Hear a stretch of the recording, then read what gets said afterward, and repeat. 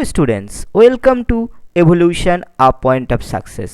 আচ্ছা, তোমাদের কি কখনো মনে হয়নি বা মনে কখনো প্রশ্ন জেগেছে যে এই ভারতের যে বিভিন্ন সার্টিফিকেট মার্কস রয়েছে লাইক আইএসআই, আগমার্ক, আইএসও, এই ধরনের মার্কগুলো কী কী ক্ষেত্রে ব্যবহার করা হয়ে থাকে এবং কেন করা হয়ে থাকে? এছাড়াও এফপিও বা আইএসও, বিআইএস, আগমার্ক, এই ধরনের মার্কসগুলোর ফুল ফর্ম কী বা এই ধরনের মার্কগুলো কি কাজে লাগে, কোন ক্ষেত্রে লাগে? এই সমস্ত প্রশ্নের উত্তর জানতে অবশ্যই ভিডিওটি শেষ পর্যন্ত দেখার জন্য অনুরোধ রইল। তাহলে এই ভিডিওতে আমি ভারতের বিভিন্ন যে সার্টিফিকেট মার্কগুলো রয়েছে সেই সার্টিফিকেট মার্কগুলো নিয়ে আলোচনা করব। এই সমস্ত প্রশ্নের উত্তর তোমরা এই একটা ভিডিওর মাধ্যমেই কিন্তু পেয়ে যাবে। তাহলে চলো, আজকের ভিডিওতে আমি ভারতের বিভিন্ন সার্টিফিকেট মার্কস নিয়ে আলোচনা করছি। যে কোনো দ্রব্যকে কখনোই শুধুমাত্র ফেস ভ্যালু দেখে ক্রয় করা উচিত নয়। উপভোক্তাদের দ্রব্যের সঠিক মান যাচাই করে তবেই ক্রয়ের কথা ভাবা উচিত। প্রতিটি দ্রব্যের নির্দিষ্ট মান বজায় রেখে প্রস্তুত করা হয়েছে তা নির্দেশ করার জন্য কেন্দ্রীয় সরকার বিভিন্ন সার্টিফিকেশন মার্ক প্রদান করে। কিছু সার্টিফিকেশন মার্ক কিছু দ্রব্যের জন্য বাধ্যতামূলক, আবার অপরদিকে কিছু মার্ক কিছু দ্রব্যের জন্য বাধ্যতামূলক, আবার অপরদিকে কিছু মার্ক শুধুই উপদেষ্টামূলক সত্তা বজায় রাখে।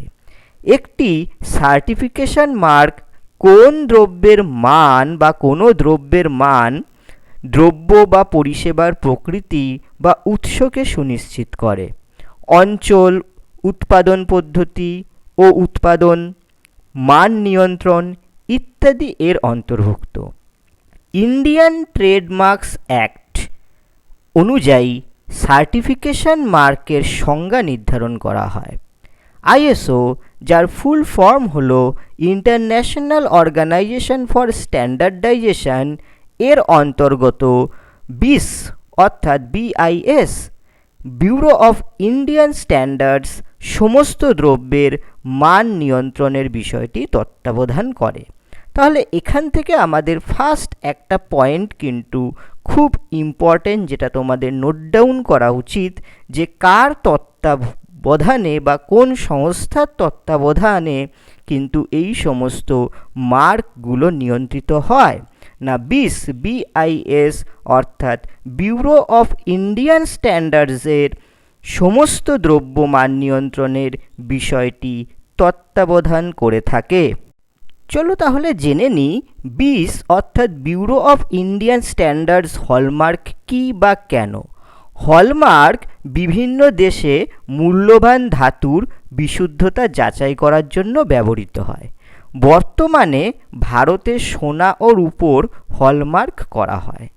20 হলমার্ক করা সোনা ও রূপোর মান নির্ধারণ করে। পয়েন্ট টু বি রিমেম্বার যে এই 20 অর্থাৎ ব্যুরো অফ ইন্ডিয়ান স্ট্যান্ডার্ডস সোনা ও রূপোর মান নির্ধারণ করে থাকে। 20 হলমার্ক সোনার জন্য 2000 সাল থেকে ও রূপোর জন্য 2005 সাল থেকে ব্যবহৃত হচ্ছে। 20 মার্কে সূক্ষ্মতা মার্ক, মার্কিংয়ের বছর, আলংকারিকের মার্ক দেওয়া থাকে। ব্যুরো অফ ইন্ডিয়ান স্ট্যান্ডার্ডস এটি ইস্যু করে।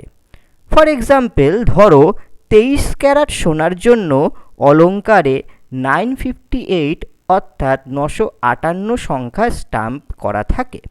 আবার 22 ক্যারাট সোনার জন্য 916 অর্থাৎ 916, এবং 21 ক্যারাট সোনার জন্য 875, আবার 18 ক্যারাট সোনার জন্য 750 অর্থাৎ 750, এবং 17 ক্যারাট সোনার জন্য 708 ও 14 ক্যারাট সোনার জন্য 585 এবং 9 ক্যারাট সোনার জন্য 375 এই ধরনের কোডগুলো ব্যবহার করা হয়ে থাকে।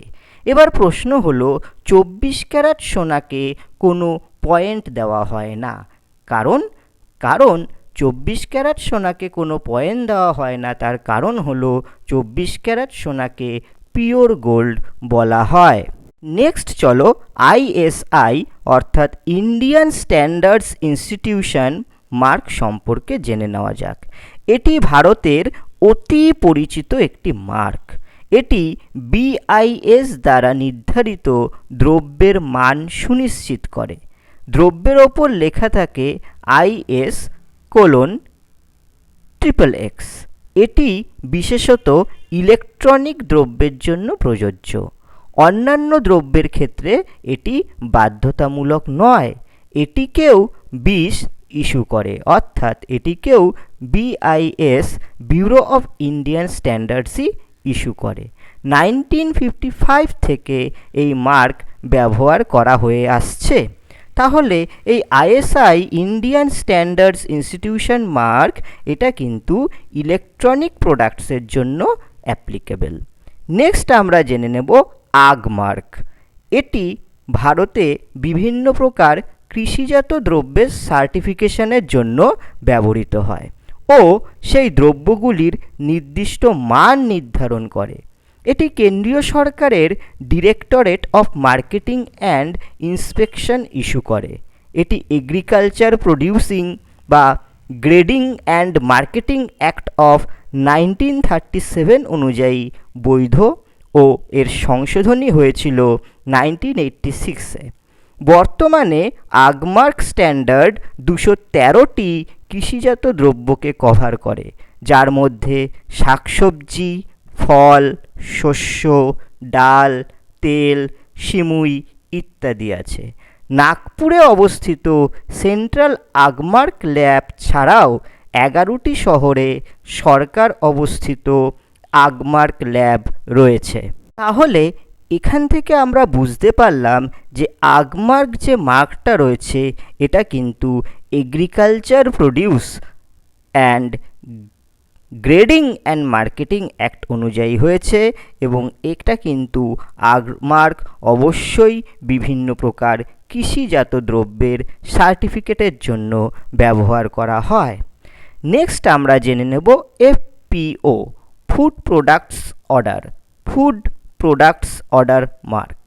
এটি খাদ্য প্রক্রিয়াকরণ মন্ত্রক ইস্যু করে, যা 1955 সাল থেকে প্রচলিত আছে। FPO মার্ক ভারতে সকল প্রক্রিয়াজাত খাদ্যদ্রব্যের জন্য প্রযোজ্য, যা সুনিশ্চিত করে যে খাদ্যদ্রব্যটি নিরাপদ পরিবেশে উৎপাদিত রয়েছে। Food safety and standard act 2006-কে অনুসরণ করেই এই ব্যবস্থা গ্রহণ করা হয়েছে। Next non polluting vehicle mark. ভারতে উৎপন্ন ও বিক্রয়জাত সমস্ত নতুন গাড়ির ক্ষেত্রে এই মার্ক প্রযোজ্য। এটি সুনিশ্চিত করে যে গাড়িটি ভারত স্টেজ এমিশন স্ট্যান্ডার্ডের সঙ্গে সামঞ্জস্যপূর্ণ। বিক্রয় করার পর নতুন গাড়ির 60 মাস অর্থাৎ 60 মান্থস বৈধতা থাকে। তারপর গাড়িটিকে পুনরায় পরীক্ষা করতে হয়। ব্যবহৃত গাড়িকে পলিউশন আন্ডার কন্ট্রোল সার্টিফিকেট অর্থাৎ PUC ইস্যু করা হয়। এরপর নেক্সট ইন্ডিয়া অর্গানিক। জৈবিক পদ্ধতিতে উৎপাদিত দ্রব্যের সার্টিফিকেশনের জন্য এই মার্ক প্রদান করা হয়। এই প্রকার মান নির্ধারণ 2000 সাল থেকে শুরু হয়েছে। এই সার্টিফিকেশন সুনিশ্চিত করে যে নির্দিষ্ট দ্রব্য বা দ্রব্যে ব্যবহৃত কাঁচামাল জৈব চাষের মাধ্যমে কোনোরূপ রাসায়নিক, কীটনাশক, সার ইত্যাদি ছাড়াই উৎপাদিত হয়েছে। ইন্ডিয়া অর্গানিক মার্কেটিং ইস্যু করেছে agriculture and processed food products export development authority অর্থাৎ অ্যাপেডা, অ্যাপেডা, যেটি কেন্দ্রীয় সরকারের ন্যাশনাল প্রোগ্রাম ফর অর্গানিক প্রোডাকশনের অধীনস্থ। এরপর নেক্সট আমরা ইকোমার্ক সম্পর্কে জেনে নেব। ইকোমার্ক 1991 সাল থেকে প্রচলিত হয় ও BIS এটিকে ইস্যু করে। পরিবেশ বান্ধব দ্রব্যের সার্টিফিকেশনের জন্য এই মার্ক প্রযোজ্য। এই মার্ক সুনিশ্চিত করে যে দ্রব্যটির পরিবেশের ওপর ক্ষতির প্রভাব নেই অথবা কম রয়েছে। নেক্সট আমরা জানব ভেজিটেরিয়ান ও নন ভেজিটেরিয়ান মার্কস। ভেজিটেরিয়ান অর্থাৎ নিরামিষাশী মার্ক হলো সবুজ ডট ও নন ভেজিটেরিয়ান আমিষাশী মার্ক হলো বাদামি ডট। তোমরা যারা জোম্যাটো, সুইগি এই ধরনের যে ডেলিভারি পার্টনারগুলো রয়েছে সেই সমস্ত ক্ষেত্রে যখন তোমরা অর্ডার করতে যাও তখন দেখবে কিন্তু এই বিভিন্ন প্রোডাক্টের সময় অর্থাৎ অর্ডার করার সময় কিন্তু এই গ্রিন ডট এবং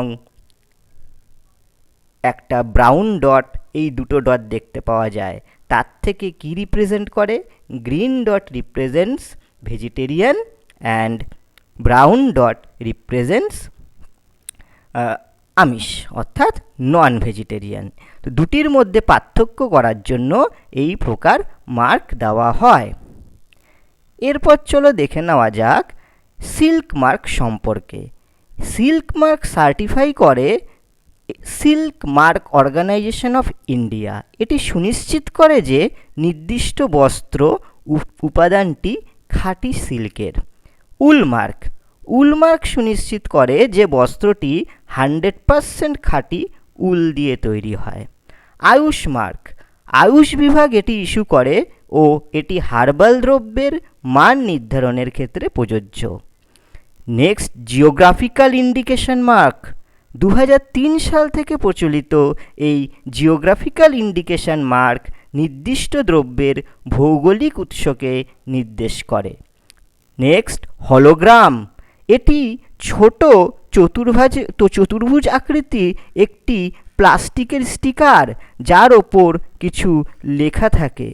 দ্রব্যের প্রামাণ্যতা যাচাই করার জন্য এইরূপ ব্যবস্থা। এরপর রয়েছে হ্যান্ডলুম মার্ক। তাঁতবস্ত্রের মান নির্ধারণের জন্য কেন্দ্রীয় সরকারের একটি উদ্যোগ এবং সেক্ষেত্রে হ্যান্ডলুম মার্ক ব্যবহার করা হয়। এছাড়াও রিসাইক্লিং মার্ক পুনর্ব্যবহারযোগ্য দ্রব্যকে চিহ্নিত করার জন্য একটি আন্তর্জাতিক মানের সার্টিফিকেশন মার্ক হলো রিসাইক্লিং মার্ক। এরপর চলো জেনে নেওয়া যাক ISO স্বীকৃত সার্টিফিকেটের তথ্যাবলী। সার্টিফিকেটের নাম এবং কোন ক্ষেত্রে সেই সার্টিফিকেট প্রদান করা হয়ে থাকে। নাম্বার 1 ISO 9001, এটি কোয়ালিটি ম্যানেজমেন্টের ক্ষেত্রে ব্যবহৃত হয়। নাম্বার 2 ISO 14001, এটি এনভায়রনমেন্টাল ম্যানেজমেন্টের ক্ষেত্রে ব্যবহার করা হয়। নাম্বার 3 ISO 22000, খুব ইম্পর্টেন্ট, এটি ফুড সেফটি ম্যানেজমেন্টের ক্ষেত্রে ব্যবহার করা হয়। নেক্সট নাম্বার 4 ISO 13485, এটি মেডিকেল ডিভাইসের ক্ষেত্রে ব্যবহার করা হয়। নেক্সট নাম্বার 5 ISO 20121, সাস্টেনেবল ইভেন্টসের ক্ষেত্রে ব্যবহার করা হয়। ISO 639 ল্যাঙ্গুয়েজ কোডসের ক্ষেত্রে ব্যবহার করা হয়। ISO 45001 অকুপেশনাল হেলথ অ্যান্ড সেফটির ক্ষেত্রে ব্যবহার করা হয়।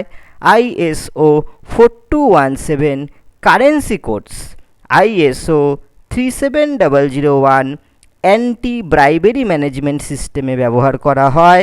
এছাড়া ISO 26000 সোশ্যাল রেসপন্সিবিলিটির ক্ষেত্রে ব্যবহার করা হয়। ISO 8601 ডেট অ্যান্ড টাইম ফরম্যাটের ক্ষেত্রে ব্যবহার করা হয়। ISO 31000 রিস্ক ম্যানেজমেন্টের ক্ষেত্রে ব্যবহার করা হয়। ISO 3166 কান্ট্রি কোডসে ব্যবহৃত হয়। ISO 5001 এনার্জি ম্যানেজমেন্টে ব্যবহার করা হয়। ISO 27001 ইনফরমেশন সিকিউরিটি ম্যানেজমেন্টের ক্ষেত্রে ব্যবহার করা হয়। তাহলে এই ভিডিওর মাধ্যমে আমরা জেনে নিলাম ভারতের বিভিন্ন certificate marks. With that, this is Prosenjit Sikdar signing out from Evolution, a point of success. Till we meet next, keep watching, keep studying and keep sharing. Don't forget to subscribe, like and comment. Bye. Take care.